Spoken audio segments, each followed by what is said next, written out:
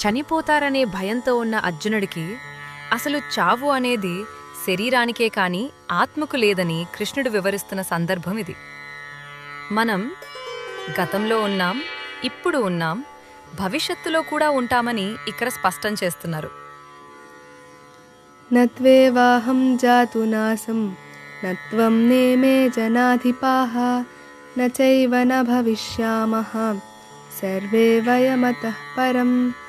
అర్జున, నేనుగాని నువ్వుగాని ఈ రాజులుగాని గతంలో లేని కాలం లేదు. అలాగే మనమందరం భవిష్యత్తులో ఉండబోని కాలం కూడా లేదు. ఈ శరీరం పుట్టకముందు కూడా మనం ఉన్నాం. ఈ శరీరం నశించిన తర్వాత కూడా మనం ఉంటాం. మనం అంటే ఈ రక్తం మాంసం ఉన్న శరీరం కాదు, లోపల ఉన్న ఆత్మ.